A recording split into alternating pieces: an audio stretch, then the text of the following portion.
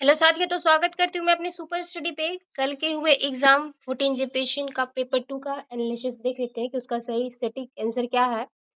तो देखते हैं कि पहला क्वेश्चन हम लोग मिलाते हैं।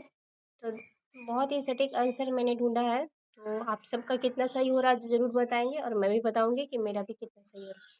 तो पहला क्वेश्चन हम पढ़ते हैं कि मांझी स्थान नामक पंचायत स्थल मुख्यतः किस जनजाति से संबंधित है। तो मांझी स्थान नामक जो पंचायत स्थल था वो संथाल जनजाति से संबंधित, तो इसका आंसर ए हो जाएगा। आगे बढ़ते हैं, फटाक से देख लेते हैं सारे आंसर को। फिर दूसरे में क्या बोला गया है कि ढोकलो सोहर शासन व्यवस्था मुख्यतः किस जनजाति से जुड़ी हुई है। तो ये खड़िया जनजाति से, इसका आंसर सी होगा, ये खड़िया जनजाति से जुड़ी हुई है। तीसरा देखते हैं कि परहा परहा के राजनीतिक प्रमुख निम्न में से कौन होते हैं। तो परहा के जो राजनीतिक प्रमुख होते हैं वो मानकी होते हैं। कौन होते हैं? मानकी होते हैं। आपका कौन कौन सा आंसर सही हो रहा है आप मिला सकते हैं, और आपका कितना आप सही करके आए वो भी बता सकते हैं कमेंट बॉक्स में। और बहुत ही ज्यादा हार्ड क्वेश्चन नहीं था। मोंड मांझी कितने मांझी में की पंचायत थी? जो मोंड मांझी थी वो पांच पांच पंचायत थी। ठीक है, आगे बढ़ते हैं और भी क्वेश्चन। मोंड मांझी हम लोग देख चुके थे। अब देखेंगे 5 नंबर क्वेश्चन में कि परहा जो है, परहा व्यवस्था में पंचायत की बैठक बुलाने का काम नियोक्ता में कौन करता था। तो परहा व्यवस्था में जो है पंचायत की बैठक अगर बुलाना था तो वो पांडे बुलाता था। कौन बुलाता? पांडे। तो इसका आंसर ए कर लेंगे, ये 5 नंबर का आंसर जो है वो ए होगा। 6 नंबर देखते हैं, तो 6 नंबर में भी देखते हैं हम लोग कि मुंडा के निर्देशन पर गांव में सूचना देने का काम कौन करता था। तो ये कोटवार जो होते थे वो मुंडा के निर्देश पर गांव में सूचना देने का काम करते थे। तो इस प्रकार आंसर इसका बी हो जाएगा। 6 नंबर का आंसर बी जिन्होंने किया होगा उनका सही हुआ होगा। फिर देखते हैं 7 नंबर में कि पारंपरिक समुदाय प्रमुखों में भूंयर नाम किस राजवंश से संबंधित है। तो भूंयर जो नाम है वो नाग वंश से संबंधित है। इसका आंसर डी होगा 7 नंबर का। तो 60 नंबर में जिन्होंने डी किया है उनका सही आंसर हुआ होगा। फिर देखते हैं कि पुनाखोर कहानी के लेखक हैं। तो अहलाद जो तिर्की है वो पुनाखोर कहानी के लेखक अहलाद तिर्की, ये आंसर कर लेंगे। 8 नंबर का ये आंसर हो जाएगा। 9 नंबर में देखेंगे कि नियुक्ता में से किस साहित्य को पद्मश्री प्राप्त हुआ है। तो जो भागवत मुर्मू थे उन्हें जो है वो पद्मश्री प्राप्त हुआ है। निम्नलिखित में से पूछा है तो ये इसमें भागवत मुर्मू हो जाएंगे, बी आंसर कर लेंगे। हम लोग देखते हैं 10 नंबर क्वेश्चन। देखिए कि नागपुरी फाग शतक के लेखक कौन है। तो ये घासी राम जो है वो नागपुरी फाग शतक के लेखक थे। तो इसका आंसर बी कर लेंगे। फिर बढ़ते 11 नंबर क्वेश्चन में। तो देखते हैं कि निम्नलिखित में से किस जनजाति समुदाय के देवताओं में धर्मेश नाम देवता शामिल है। तो इसका आंसर धर्मेश नाम जो देवता थे वो कौन से, तो उराव होंगे। इसका आंसर कौन सा होगा? उराव होगा। तो ये आंसर कर लेंगे। 11 नंबर में ए सही है। 12 नंबर क्वेश्चन में देखेंगे, पढ़ते हैं 12 में कि 1983 में झारखंड मुक्ति मोर्चा कितने गुटों में बट गई थी। तो 2 गुटों में बट गई थी 1983 में झारखंड मुक्ति मोर्चा। तो इस प्रकार 12 नंबर का आंसर बी हो जाएगा। आगे बढ़ते हैं 13 नंबर क्वेश्चन को देखेंगे कि आदिवासी जो पंचशील है उसके प्रवर्तक निम्नलिखित में से कौन थे। तो आदिवासी पंचशील के प्रवर्तक, बेहद इजी क्वेश्चन है, कि पंडित जवाहरलाल नेहरू थे, वो आदि पंचशील के प्रवर्तक थे। तो इसका आंसर डी कर लेंगे। 14 नंबर क्वेश्चन में देखेंगे, बेहद इजी क्वेश्चन आया हुआ था ये वाला। तो देखते हैं कि नियोक्ता में से किस नृत्य में केवल महिलाएं भाग लेती है। तो डोमकच, ये आंसर इसका होगा कि डोमकच में केवल महिलाएं भाग लेती है। 15 नंबर क्वेश्चन देखेंगे कि बोकारो के रहने वाले थे एल के झा किस भाषा के साहित्यकार के रूप में प्रसिद्ध थे। तो वो खोटा भाषा के साहित्यकार के रूप में प्रसिद्ध है। तो खोटा, ये आंसर सही होगा। आपका कौन सा आंसर सही और कौन गलत हो रहा है वो बता सकते हैं आप कमेंट बॉक्स में। और साथ ही आपका कितना नंबर आ रहा है पेपर 2 में वो भी बता सकते हो। रावण वाधा लेखक कौन थे? रावण वाधा के लेखक कौन थे? तो रावण वाधा के लेखक थे चंद्रमोहन महतो। कौन थे? चंद्रमोहन महतो। तो 16 नंबर का आंसर बी जिन्होंने किया है बिल्कुल सही हो जाएगा, चंद्र मोहन। देखते हैं 17 नंबर क्वेश्चन में आते हैं कि रामदयाल मुंडा की रचना ए नौ कानिकों में कितनी कहानियां हैं। तो ए नौ नौ कनिकों में यहाँ पे 9 है, इसलिए इसे याद रखें कि 9 उनका जो था कहानी में था। तो बी आंसर कर लेंगे 17 नंबर का। 18 नंबर में देखेंगे, बेहद ही क्वेश्चन है कि बोला गया है कि जो नियोक्ता में से कौन सी जनजाति जो है संकुलाकार झोपड़ी बनाकर जैसे कुंभा कहा जाता है। तो इसका आंसर होगा बिरहोर जो है वो कुंभा में रहते हैं। तो आंसर डी कर लेंगे। 18 नंबर वाले को डी सही हो जाएगा। फिर बोला है कि चोटिया राम मंदिर का निर्माण किस वर्ष हुआ था। तो चोटिया राम मंदिर का जो निर्माण है वो 1685 में हुआ। कब हुआ? 1685 में हुआ। इस कारण इसका आंसर सी होगा 19 नंबर का। फिर देखते हैं 20 नंबर के क्वेश्चन में कि रामकठी जो है, रामकठी नियोक्ता में निम्न में से क्या है? तो रामकठी जो है एक वाद्य यंत्र था। क्या था? रामकठी एक वाद्य यंत्र था। तो 20 नंबर का जो आंसर होगा वो बी होगा, एक वाद्य यंत्र था। आगे बढ़ते हैं 21 नंबर में कि निम्नलिखित में से कौन सा नृत्य दिवाली के दूसरे दिन मनाया जाता है? बेहद इजी क्वेश्चन। सोहराय जो है दिवाली के दूसरे दिन मनाया जाने वाला है, तो सी इसका आंसर सबों का सही हुआ होगा। फिर देखते हैं 22 नंबर क्वेश्चन को करेंगे। निम्न में से कौन सी जनजातीय समुदाय अंतर ग्राम पंचायत ग्राम को भीरा पंचायत सभा को भीरा कहा जाता है? यानी किस जनजातीय समुदाय में अंतरग्राम के पंचायत सभा को भीरा कहा जाता है? तो आंसर हील खड़िया होगा। हील खड़िया में ही भीरा कहा जाता है। तो बी आंसर कर लेंगे 22 नंबर का। अपना आंसर उत्तर मिलाते जाएंगे, कौन सही किया है कौन गलत। निम्न में से कौन से है 2000 में विधानसभा के प्रथम विधानसभा अध्यक्ष थे? तो ये बेहद इजी क्वेश्चन है, इंद्र सिंह नामधारी। कई बार और कई टर्म से आप पढ़ रहे होंगे इसको। ये भी बहुत इजी क्वेश्चन था 24 नंबर में कि असहयोग आंदोलन में महत्वपूर्ण भूमिका निभाने के कारण निम्न में से किस समुदाय ने 1947 में कृषि भूमि वापस अधिनियम बनाया था? तो ये थे टाना भगत। तो लोगों ने ये पढ़ा होगा अपने इस आंदोलन में, व्याख्या इसका किया गया है। तो सी आंसर कर लेंगे इसका कि टाना भगत वाले थे। 24 नंबर का आंसर सी हो जाएगा। फिर हम 25 नंबर देखते हैं कि बोला गया है कि रा, बेनीराम महतो मुख्यतः किस क्षेत्र के विभूति थे? तो साहित्य के क्षेत्र के विभूति थे बेनीराम महतो। फिर देखते हैं कि ये भी इजी क्वेश्चन था कि वाजपेयी त्रिपाठी झारखंड के किस आंदोलन में गिरफ्तार हुए थे? तो वो सविनय अवज्ञा आंदोलन में गिरफ्तार हुए थे। तो इस प्रकार जो है सी आंसर हो जाएगा 26 का। जिन्होंने सी मारा होगा उनका नंबर राइट हो गया होगा। ये भी बहुत इजी क्वेश्चन था कि 1920 के आसपास में बिहार, उड़ीसा, पश्चिम बंगाल, मध्य प्रदेश के कुल कितने जिलों मिलाकर पृथक झारखंड प्रदेश माने की मांग की गई थी? तो ये 16 होगा। 16 जिलों की अंदर मांग की गई थी। बहुत टाइम पढ़ा हुआ क्वेश्चन है, इसे आंसर कर लेंगे इसको। फिर देखते हैं कि 1952 में विधानसभा चुनाव में झारखंड पार्टी ने उड़ीसा विधानसभा से कितनी जीत की थी, मतलब सीट जीता था? तो इसका आंसर सी 7 होगा। उन्होंने 7 जीता था सीट। ठीक। अगले क्वेश्चन में देखेंगे 29 नंबर में निम्नलिखित में से झारखंड के कौन से ब्राह्मण पुरोहित कर्म नहीं करते हैं? कौन से जो है झारखंड के ब्राह्मण पुरोहित कर्म नहीं करते हैं?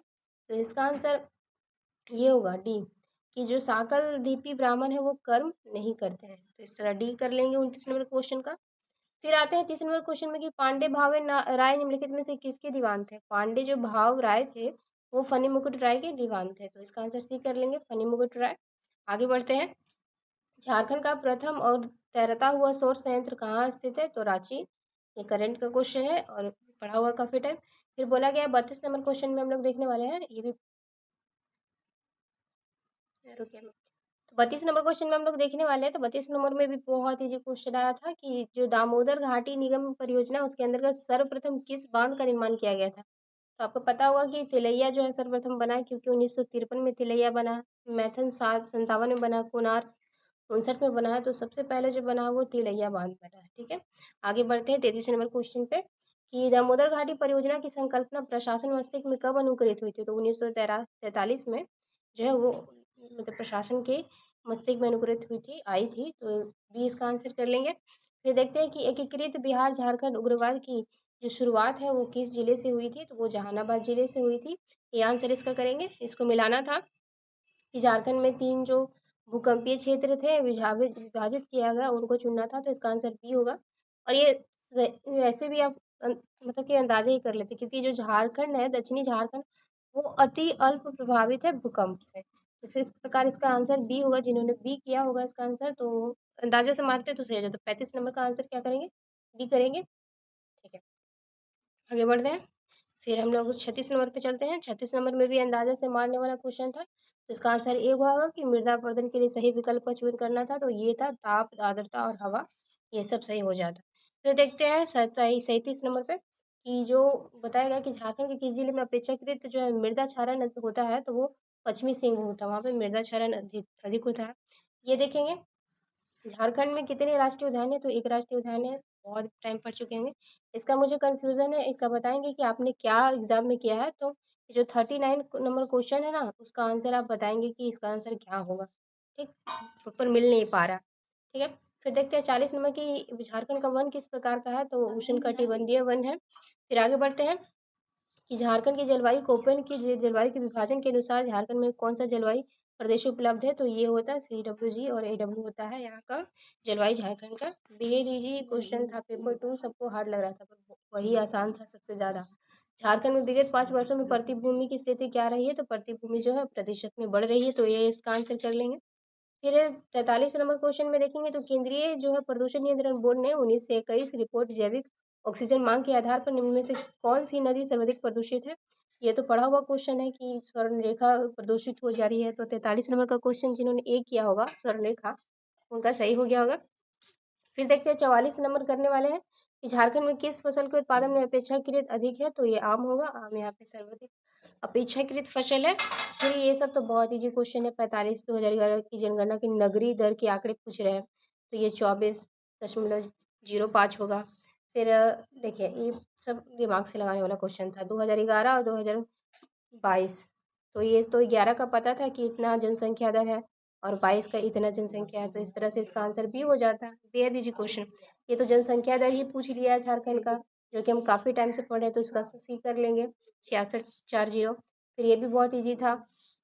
को 2011 की आपको अगर जनजातीय जनसंख्या पता है कि ये 86.4 लाख है और ये तो आप कर लेंगे, तो इसका आंसर बी कर लेंगे। 48 नंबर बी जनसंख्या हो जाएगा।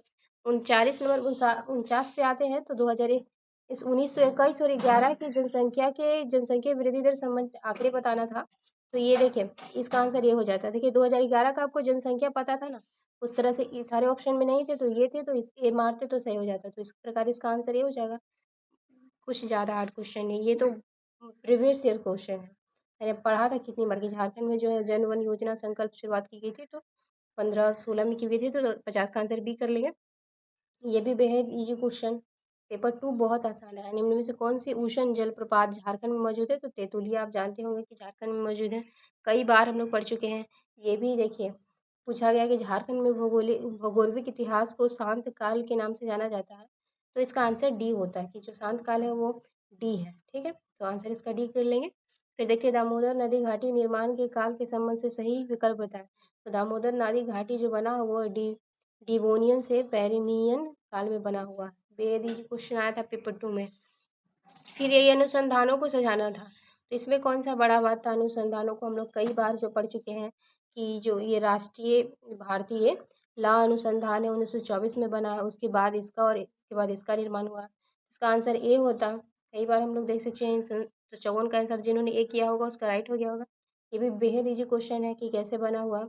इसको देखिए एक दो जो है बिरसा मुंडा जैसे बताया गया है कि बिरसा बिरसा मुंडा बिरसा बोल रही हूँ, रांची जो विश्वविद्यालय है वो सबसे पहले बना हुआ, उसके बाद बिरसा कृषि विश्वविद्यालय, उसके बाद सिद्धू कानू विश्वविद्यालय, उसके बाद नीलंबर और पीताम्बर डाल्टनगंज जो कि 2009 में बना हुआ।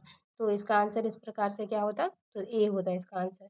तो जिन्होंने मतलब कि 55 का ए किया है उनका सही हो गया है। फिर ये पूछा गया था कि बिहार विभाजन के बाद निम्न में से किन दो जनजातियों को झारखंड में विलय किया गया था, तो सबर और हील पहाड़िया जो है, सॉरी हील खड़िया जो है उन्होंने मतलब कि यहाँ पे शामिल हुए थे बिहार विभाजन के। फिर आगे बढ़ते हैं 60 नंबर क्वेश्चन में देखेंगे सिंहभूम किस खनिज के लिए अग्रणीय है, तो लोयश के लिए, कई बार पढ़ चुके हैं। फिर देखते हैं छोटा नागपुर काश्तकारी अधिनियम के लिए जो है अंतर्गत खुटखटी अवधारणा, तो ये प्रथम साफ सफाई पर आधारित संयुक्त पैतृक समतित्व थी। कितना इजी क्वेश्चन आया है। फिर देखते हैं कि ये पूछा गया कि छोटा नागपुर काश्तकारी अधिनियम में औपनिवेशिक सत्ता द्वारा अधिनियमित किया गया है, तो ये गवर्नर जनरल इन काउंसिल ने इसको करता था। तो जिन्होंने 62 का भी किया होगा ना वो मतलब सही जा रहे हैं।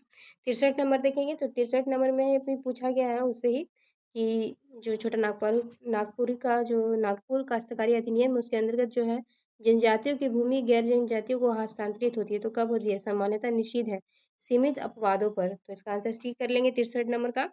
फिर ये भी इसका आंसर सही है कि छोटा नागपुर काश्तकारी अधिनियम के अंतर्गत अवैध रूप से हस्तांतरित जनजातीय भूमि को पुनः स्थापित करने का अधिकार किसे है, तो ये उपायुक्त को होता है। तो इस प्रकार से जो 64 है उसका आंसर बी कर लेंगे।